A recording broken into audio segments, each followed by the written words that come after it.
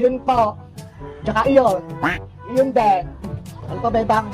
Ay, isa-isa naman yung bili mo. Tsaka lollipop. Si Bebang yun ha.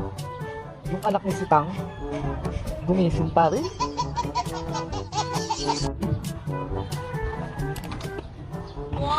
Ay, aba, may 20.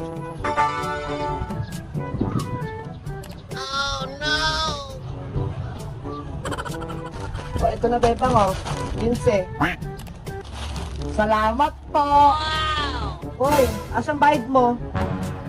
Ay, oo nga po pala. Bebang, yung bayad mo. Hello, nawawala po. Na. Aling Cherry, akin po yung 20 hawak mo. Ano? Pinagbibintangan mo ba kung napulot ko yung nahulog mong 20? Opo, nakita kita. Ay, aba, kabata-bata mo pa, mapagbintang ka na. Hoy, Maring Tere, bata ng pinapatulan mo.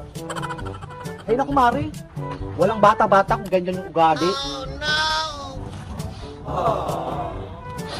Nakita ko po kayo, pinupulot niyo yung 20 ko kanina eh.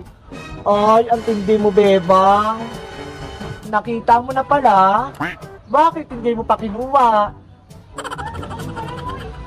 Ikaw bata ka, itikom mo yung bunganga mo.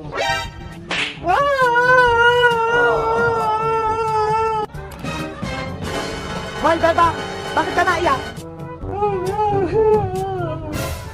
Nay! Anong nangyari sa'yo? Inaway ako ni Aling Tere. Hoy, Tere! Ang lakas ng loob mo, bakit mo pinaiyak to? Sitang, yung anak mo, pagsabihan mo nga, mapagbintang. Wala kang karapatang paiyakin ng anak ko, ha? Kahit anong kasalanan yan, wala kang karapatang saktan yan. Bebang, ano bang ginawa mo? Nawawala po kasi yung pera kong pambayad. Kinuha po niya eh. Ayan, narinig mo. Totoo ba yung Bebang? Nakita ko. Tinulog niya yung 20 na ulog. Tignan mo, kapagbintang. Ay, Tere, ano ba talaga yung totoo? Naku, Sonia, labas ka dito. Huwag kang mangialam.